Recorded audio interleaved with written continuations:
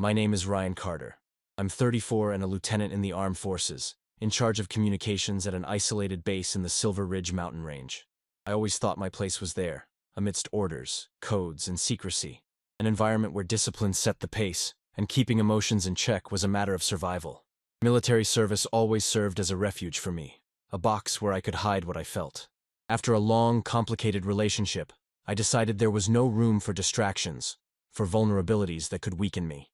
I was raised with the idea that showing weakness was synonymous with failing others, and especially myself. That shaped who I am. Reserved, focused, super serious. I like routines, well-laid plans, and an environment where everything works exactly on time and in place. Silence often weighs more than voices, and within it, I keep more things than anyone could imagine. I wake up every day knowing it'll be another stage of this almost obsessive discipline that keeps me steady, but a little lonely. But deep down, there was always a hidden desire, a half-hidden flame that wouldn't die out. Maybe it was the fear of giving in, the need to keep everything under control, or a mechanism to avoid a pain I still carried. What I didn't expect was that this harsh, cold place could be the setting for something much more intense and unexpected, something capable of melting even my barriers. If you want to find out how the rigidity of my world started to crack, hit like and follow me on this journey where silence and affection meet. Silver Ridge is one of the most isolated places I've ever known, a retreat in the middle of a mountain range where time seems to run differently. The base is on top of a valley, surrounded by huge pine trees and ancient rocks, with thin air that makes you breathe deeply and remember you're far from everything. During the day, the wind whips through the place with a cold force, carrying the smell of dry earth, dead leaves, and the sweat of military personnel in training. I live in a small minimalist field tent, organized down to the last detail. I wake up before the sun comes out. The still dark day brings an almost absolute silence, interrupted only by an occasional snapping twig or the distant echo of boots. I do endurance exercises, check equipment, and prepare for the day's communications. The routine is almost meditative, a chain of calculated actions that help me stay focused while the outside world follows a logic I try to master. What you're hearing here is just the beginning. The complete stories, unfiltered and with all the details you can imagine, are available now. Check the link in the description right now. There's no room for distractions, and my isolation is conscious. I keep my distance from small talk, from excessive camaraderie that often hides superficiality and gossip. I prefer to observe, mentally register, and wait for time to tell what's worthwhile. But not everything here is silence or hard work. At the end of the day, as twilight paints the sky with orange hues, the distant birdsong and the crisp air promise a brief calm. It's in this pause that I realize how the environment, despite being arid and austere, has its own kind of beauty, in everything that surrounds the mountain's silence. It was during a routine maneuver that everything started to change. That day, we were doing an exhaustive survival training in the terrain, climbing rocks, mapping routes, and adjusting equipment. That's when they announced the arrival of a new member for our platoon, a corporal transferred from another base to reinforce the team. His name was Ethan Wallace, 30 years old, logistics corporal. I didn't know what to expect, but my first contact with him brought a different kind of energy shock. Ethan had a laid-back way about him, carrying a slight smile that seemed to challenge the rigidity of that place. In his hands, a perpetually closed notebook, talking about jokes, notes, or stories. I didn't know. I just knew he seemed to want to break any kind of formality. When we introduced ourselves, he let out a quick, somewhat sarcastic comment about the weight of the boots. Something simple, but it snapped me out of the rigid posture I was trying to maintain. I didn't respond in the same tone. I maintained military courtesy. But deep down, I felt a slight unease, as if he had lit a spark that awakened something dormant in me. Our first dialogue was short, but enough for us to realize we were very different. Me, closed off, focused. Him, fluid and light. Still, there was one common trait. We were both there, on a mission, under the same cold sky of Silver Ridge, trying to find our place in that world of rules and risks. We hadn't even imagined that, on that tough terrain, what would truly be tested wasn't just the physical, but something that went much deeper. The following days served to start building a shared routine. During walks to monitor the terrain, or while setting up equipment for night exercises, he was the one who would start a conversation to lighten the mood. A quick anecdote, an observation about the sky or the behavior of birds. I'd respond with something less spontaneous, more contained, but I'd catch myself looking forward to those small interactions, even without admitting it. I remember one afternoon when we were repairing an antenna that had been damaged by a windstorm the day before. We were side by side, hands busy with tools, and he casually fiddled with my notebook in a way that almost unnerved me. He smiled, said the way I wrote codes looked like a secret language, and asked if I'd ever write something that wasn't about work. It was the first time someone had called attention to something that was just mine, to what I kept beyond orders and schedules. Little by little, our friendship took shape through these simple, almost imperceptible exchanges. The care in sharing a bit of water, the gesture of adjusting my jacket when the cold intensified, the suppressed laughter at discreet jokes to avoid attracting too much attention. There was complicity there, a space where we could be more than titles and ranks, even if we didn't quite know what that would mean in the future. Despite the gradual closeness, a mountain of doubts grew inside me. My own feelings were breaking the armor I had so carefully built. I felt a tangible fear of losing control, of having to deal with something unpredictable, what a closer proximity to me could awaken, especially coming from someone who wasn't just a coworker, but a presence that stirred my silence.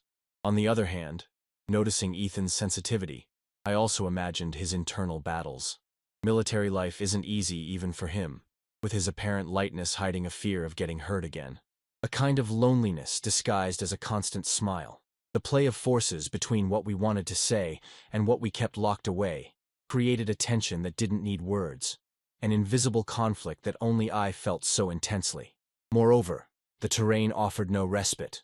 The heat of the day, the aridity of the region, the demands of superiors, and the constant presence of Colonel James Harlan, who tolerated no deviations, kept the tension at its limit. The external pressure added to the internal turmoil, testing my limits and making it even harder to know what to do with those new feelings.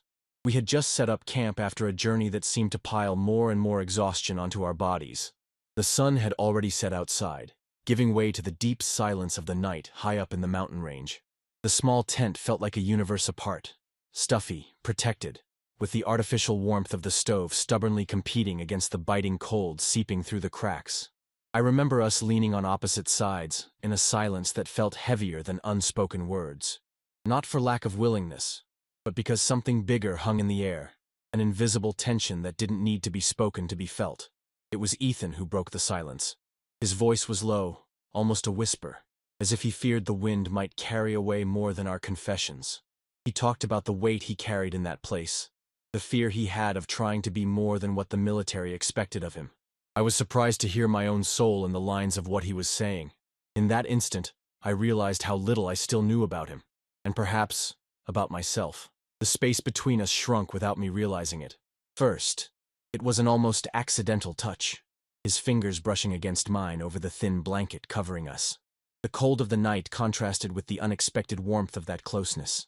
His eyes, illuminated by the flickering firelight, held a sincerity that disarmed me. I felt his breath, calm and close, mingling with mine, which timidly began to quicken. Every gesture seemed to move the hesitation of the rope that still bound us. A lingering look, a nervous smile that spoke more than words, a touch that took on a life of its own, creeping up my arms, making my heart thump like never before. That delicate atmosphere sketched a silent promise in the air, the prelude to something unique, intense, and necessary. I could smell him, a subtle mix of sweat, earth, and a faint forest aroma that seemed to have soaked into his skin. The warmth of his body drew me to a closeness I had kept at bay until then. There was no rush. Everything flowed at its own pace, an almost ritualistic rhythm that said a lot without demanding anything. The reality of those hours away from the military routine invited me to allow vulnerability, to release the restraints of fear and repression. It was as if in a slow dance, conducted without music, our sensations began to gain their own colors, textures I had never allowed myself to explore. And then, in an almost magical instant, our gestures finally aligned to break the last distances. It was a meeting of skin, where discovery didn't need to be rushed, and every touch drew maps of desire and care. We spoke with our hands while our eyes conversed with our hearts, opening doors I hadn't even suspected existed. We stayed like that, in silence, discovering what words couldn't express. I felt the impact of that exchange, not as something merely physical, but as a profound experience, a union of previously uninhabited spaces within both of us. In that moment, Silver Ridge was no longer just an isolated military post, but a stage where two souls found the courage to reveal themselves. The fire's heat flickered as our bodies met in a language of their own, marked by soft and intense discoveries. The sensation was like a slow flame spreading through every part of my body, unhurriedly, but making it impossible for me to avert my gaze, or my hands. I felt every detail. The texture of his skin, which mingled the roughness of long hours outdoors with the softness of parts that only touch could reveal. The warmth that slowly rose, filling the gaps of the cold and distance I had built outside. Our breathless respirations like a silent dialogue, an exchange that didn't need a voice to exist. Our bodies fit together like two ancient puzzle pieces finally recognizing each other. An arm seeking support, fingers tracing paths, a touch that caused shivers and, at the same time, comfort. It was the perfect balance between strength and delicacy. Every contact evoked sensations I had previously thought impossible to experience within the rigid, controlled bubble that was my life. The simple act of feeling his skin against mine was an explosion of parallel realities. Fear and freedom, insecurity and surrender, habit and novelty. It seemed like we were building something between us in that cramped space. It wasn't just about the physical interaction. It was as if I could hear his soul touching mine, pushing away shadows I had always carried. My fingers explored with reverence, as if each touch could heal what words couldn't reach. The silence of the night was our ally and witness, enveloped in the warm gloom of the tent, where every movement was a brushstroke on the canvas of our story. There was no rush, no demands. There was respect, protection, and a curiosity that allowed us to go beyond the merely superficial. It was a moment of mutual surrender, where fear seemed to dissipate amidst suppressed sighs, low laughs, and the certainty that, despite everything we tried to hide, we were there, together, experiencing a new path for the first time. In the end, our bodies settled into a subtle ecstasy, a comfort deeper than any words. I felt something inside me break and at the same time be freed, as if I had finally allowed myself to be whole, without masks or defenses. When the fire died out and the first light began to fill the tent, I felt my heart racing for reasons that weren't just physical. The encounter of the night before wasn't just an episode. It was a turning point in everything I believed about myself and about what I could allow into my life. During the hours that followed, we felt the silent effects of what we had built. There was a new understanding between us, a connection that didn't need to be verbalized to exist. The daily tension seemed smaller, the internal distances were no longer so insurmountable. I caught myself thinking about how everything changed for me, even without a word spoken. This exchange had awakened a new vulnerability, a silent courage that, until then, I didn't know I possessed. The fear of giving in to feelings seemed to diminish with each glance exchanged the next morning. But it wasn't just surrender. I also noticed an unexpected strength. That intimate moment showed that, even in the midst of the hardships of military life, there was room for a deeper humanity. For me, that symbolized a rebirth, the possibility of rebuilding my relationship with myself and with another. On the other hand, I could see that Ethan also carried that transformation. The touch of intimacy we shared had changed his expressions, his way of smiling with more truth, of approaching with fewer defenses. It became clear that what was born between us was greater than a simple casual contact. It was the beginning of something fundamental for both of us. Deep down, the reality of the base was still there, with its rules and obligations. But inside me, something had already been broken forever. I wasn't the same as at the beginning of that training. The barrier I had so carefully cultivated was slowly dissolving, making way for a possibility that, until then, I had never considered. The chance to experience a love that was free from masks, without fear of what it might mean. As the sun slowly began to warm the environment, I realized that this experience wouldn't be an endpoint, but the first step on an unexpected, intense, and challenging, yet true, road. And I was willing to try, no matter how much everything around pointed to the opposite. The next morning didn't just bring the shy warmth of the sun heating the base, it also brought the awareness that time was starting to run against the intensity of that connection. Before dawn, I knew I'd have to leave for a mission, a task that would put me on a different path from Ethan, at least for an indefinite period. As I packed my bag, the tent seemed smaller, carrying a weight that had nothing to do with physical baggage. For the first time, I felt the pang of an anticipated goodbye, not just with my lips, but with my chest. His presence there, so close and yet already distant, created a knot that almost made me rethink everything. Our eyes met through the tent zipper as I opened it to leave. It wasn't just a gesture of farewell. It was an instant laden with intense feelings, with fear and hope intertwined. Ethan approached slowly, saying nothing, just holding my hand. The firm, yet gentle touch spoke for us. I felt the warmth of his skin against mine as a living reminder of what we had shared. That farewell didn't have the tone of final goodbyes.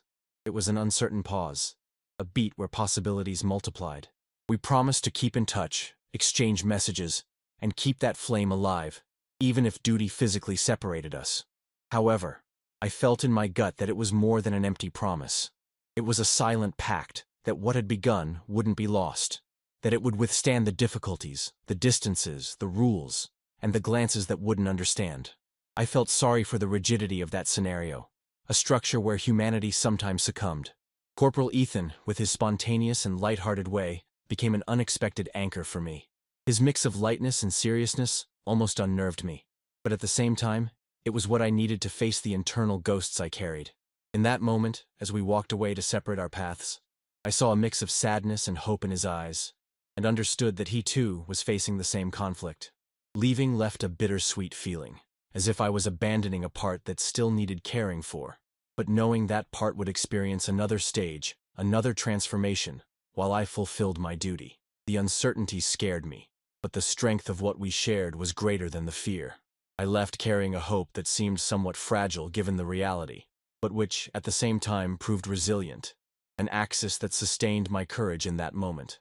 Where I was, where he stayed, the feeling we shared wouldn't be erased by distance. Now, a few weeks after that night that marked every fiber of my body and soul, I reflect on everything I've experienced, not just in terms of military duty, training, and obligations, but primarily about what my heart needed to learn. I learned that feelings aren't repressed without silent consequences, that building bridges between fear and courage is a daily battle, an exercise in honesty with oneself. I discovered that hiding who we are behind uniforms and rules only creates disguised loneliness, and that, sometimes, the greatest mission we have is to allow ourselves to feel, live, and love, even when the world around us seems to try to convince us otherwise. Meeting Ethan changed how I see what's important. It's not just about orders fulfilled or protocols followed. It's about embracing the human within us, with all its complexity. With him, I learned that true connection isn't weakness, but a source of deep strength. I still don't know what the future holds, nor where our paths will cross in civilian life or on training grounds. What I leave for myself, and for those listening to me now, is the urgency of being authentic, even when the system seems to demand the opposite. Love, whatever it may be, has the power to reinvent us and illuminate the most difficult paths. What you're hearing here is just the beginning. The complete stories, unfiltered and with all the details you can imagine, are available now. Check the link in the description right now. If you've followed this story so far, I want to thank you for being open to this account that blends strength and vulnerability, desire and caution. If you want to continue with me on this journey, bringing real, intense, and human topics, don't forget to hit like, subscribe to the channel, and turn on notifications. That way, you won't miss the next chapters of this story, and so many others I'll still share. We're in this together, because in the end, it's connection that strengthens and transforms us.